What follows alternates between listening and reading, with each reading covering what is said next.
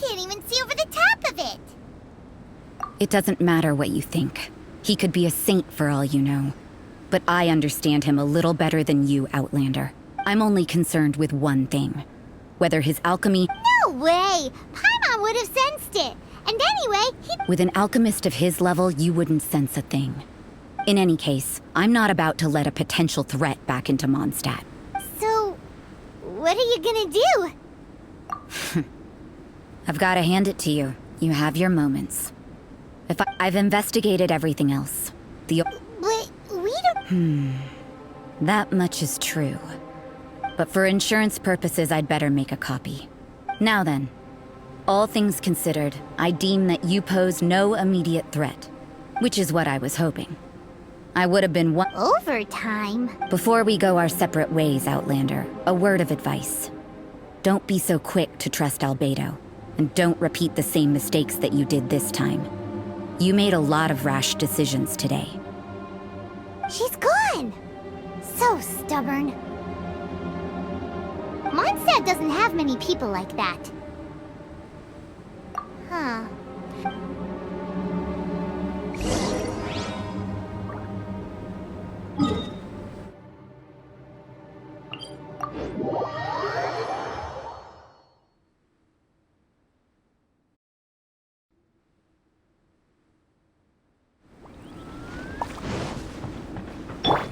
Drop!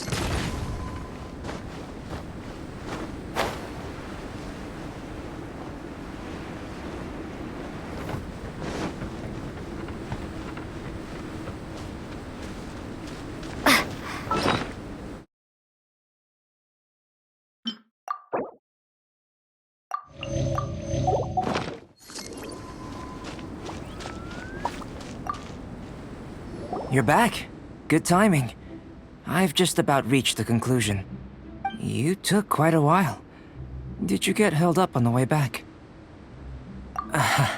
I wouldn't worry. She's just doing her job. Time for the results. We got a myriad of data today, and it was very difficult to finish all the— But the integral preliminary conclusion that I can offer you is— You couldn't tell that just by look? We spent all day working our butts off for that!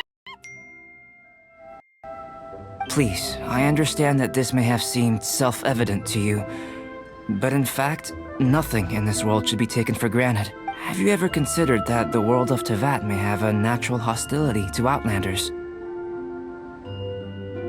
I mentioned the natural laws of this world. You're able to converse with me here without consequence, and nothing seems amiss. But it's arguably the only other life form that, like you, has come here from afar is the seed that I mentioned. Under the effects of Teyvat's natural— But after I observed you, I had another idea. Imitating you helped to inspire my alchemy. And so—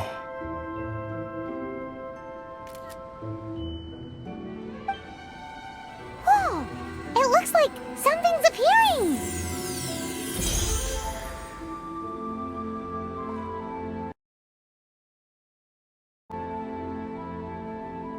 the transition from nothing into something, from shoot to stem.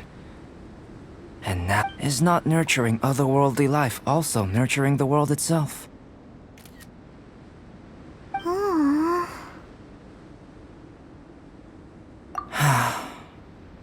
It would seem that that's as far as we go. A transient bloom of Paimon thought, with all our efforts, it might have bloomed forever. And it didn't. Life is a manifold tapestry of free entities. Its value shouldn't derive from how long it stays with us. Even a momentary burst is precious. A short life can be well lived. A life lived efficiently, lived to perfection, is necessarily one unburdened by loneliness. So, do you understand what I meant about us conversing here arguably being a small miracle? Things feel a little heavy right now. Don't be sad. You've got Paimon to look after you. Albedo, Paimon really wants to be your friend. Thank you both. Even if dispelling loneliness is not essential for life, it certainly doesn't hurt. Your help inspired me to discover the means to make a flower bloom. I mean that the time I've spent traveling with you in the mountains was a valuable journey for me. In the future, if the need arises, can I solicit your help again? Well, glad I can count on you.